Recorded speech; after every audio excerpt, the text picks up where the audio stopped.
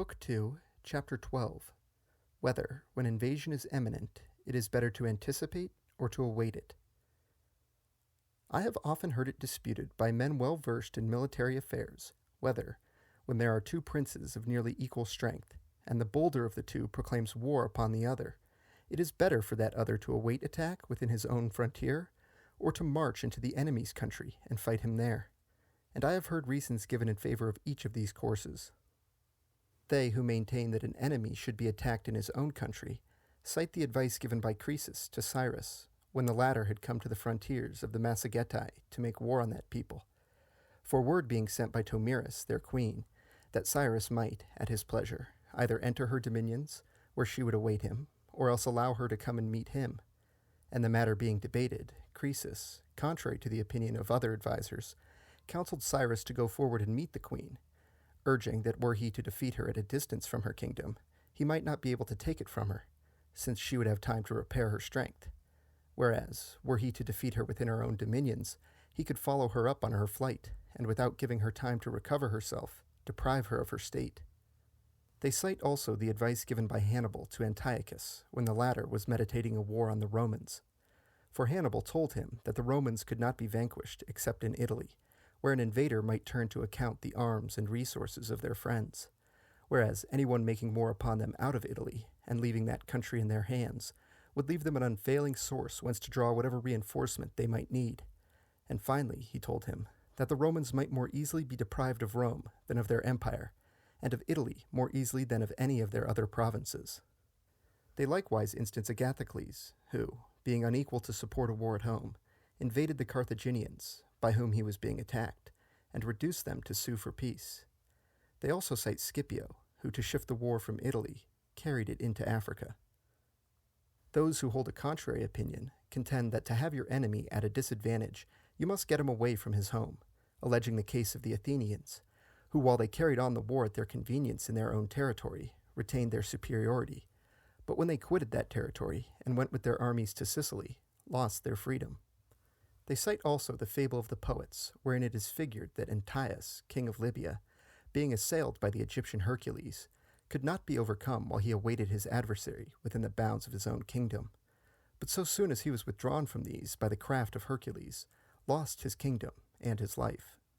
Whence the fable runs that Antiochus, being son to the goddess Earth, when thrown to the ground, drew fresh strength from the earth, his mother, and that Hercules, perceiving this, held him up, away from the earth. Recent opinions are likewise cited as favoring this view. Everyone knows how Ferrando, king of Naples, was in his day accounted a most wise prince, and how 2 years before his death there came a rumor that Charles VIII of France was meditating an attack upon him, and how, after making great preparations for his defense, he sickened, and being on the point of death, among other counsels, left his son Alfonso this advice, that nothing in the world should tempt him to pass out of his own territory, but to await the enemy within his frontier and with his forces unimpaired, a warning disregarded by Alfonso, who sent into Romagna an army, which he lost, and with it his whole dominions, without a battle. Other arguments on both sides of the question, in addition to those already noticed, are as follows.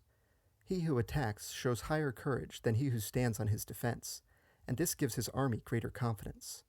Moreover, by attacking your enemy, you deprive him of many opportunities for using his resources, since he can receive no aid from subjects who have been stripped of their possessions. And when an enemy is at his gates, a prince must be careful how he levies money and imposes taxes, so that, as Hannibal said, the springs which enable a country to support a war come to be dried up. Again, the soldiers of an invader, finding themselves in a foreign land, are under a stronger necessity to fight, and necessity, as has often been said, is the parent of valor. On the other hand, it may be argued that there are many advantages to be gained by awaiting the attack of your enemy, for without putting yourself much about, you may harass him by intercepting his supplies, whether of victual or of whatsoever else an army stands in need. From your better knowledge of the country, you can impede his movements, and because men muster more willingly to defend their homes than to go on distant expeditions, you can meet him with more numerous forces. If defeated, you can more easily repair your strength, because the bulk of your army, finding shelter at hand, will be able to save itself, and your reserves will have no distance to come.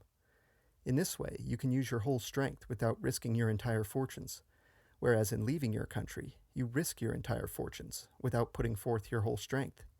Nay, we find that to weaken an adversary still further, some have suffered him to make a march of several days into their country,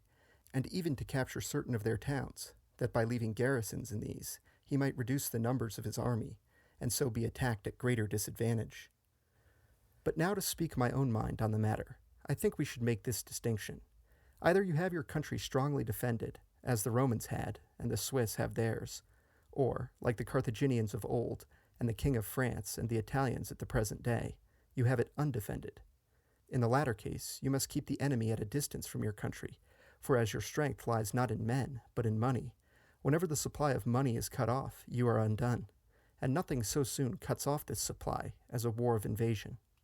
of which we have example in the Carthaginians, who, while their country was free from invasion, were able, by means of their great revenues, to carry on war in Italy against the Romans,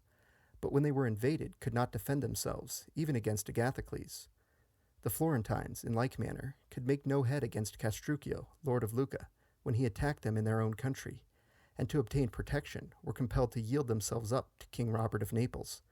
And yet, after Castruccio's death, these same Florentines were bold enough to attack the Duke of Milan in his own country, and strong enough to strip him of his dominions. Such valor did they display in distant wars, such weakness in those that were near.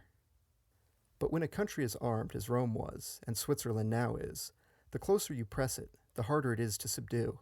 because such states can assemble a stronger force to resist attack than for attacking others. Nor does the great authority of Hannibal move me in this instance, since resentment and his own advantage might lead him to speak as he spoke to Antiochus. For had the Romans suffered in Gaul, and within the same space of time, those 3 defeats at the hands of Hannibal which they suffered in Italy, it must have made an end of them, since they could not have turned the remnants of their armies to account as they did in Italy, not having the same opportunity for repairing their strength, nor could they have met their enemy with such numerous armies, for we never find them sending forth a force of more than 50,000 men for the invasion of any province, whereas, in defending their own country against the inroad of the Gauls at the end of the First Carthaginian War, we hear of them bringing some 1,800,000 men into the field, and their failure to vanquish the Gauls in Lombardy, as they had vanquished those in Tuscany, arose from their inability to lead a great force so far against a numerous enemy, or to encounter him with the same advantages. In Germany, the Cimbrians routed a Roman army who had there no means to repair their disaster, but when they came into Italy, the Romans could collect their whole strength and destroy them.